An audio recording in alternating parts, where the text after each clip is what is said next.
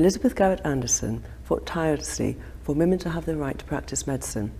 She became the first female doctor to qualify in Britain, despite strong opposition from the medical establishment. In 1950, Elizabeth's son, a past Prime Warden of the Fishmongers' Company, donated some money to the company in order to establish a fund in memory of his mother to benefit female medical students. Scholarships are incredibly important to medical schools, and we're delighted that we've always had this relationship through the Elizabeth Garrett Anderson Scholarship.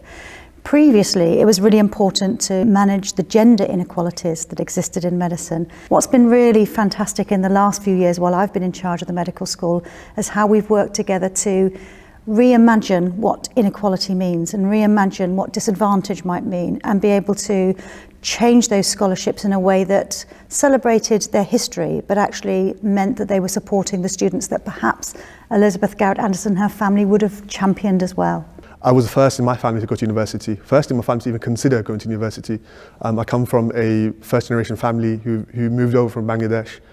So it's a great honour and a great blessing for me to have the opportunities that I've had and follow the career path that I've been able to follow.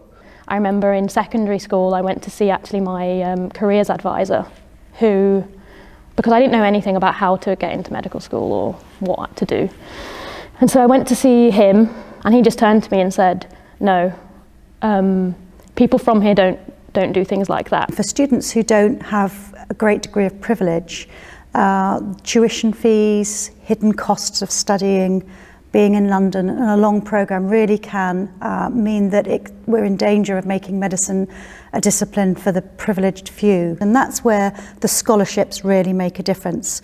For our students, they make the difference between surviving and thriving. So they're a really central part of keeping those students at medical school and turning them into the brilliant doctors they're going to be. The NHS grant is not really enough to cover actually, what you do. It kind of gets you by maybe, but there are some people who it really just bypasses completely, and this scholarship has really meant that actually I can live as a medical student and actually enjoy myself. My potential was being limited by not having the funds available for me, but this scholarship has really alleviated those symptoms of not being shackled to my financial constraints and really being able to unlock my potential, both scholastically, both academically, both personally. I think it's really allowed me, even amongst the pandemic, to thrive this year. I would have struggled a lot this year, especially when we go into our final 2 years, we get a lot less student finance.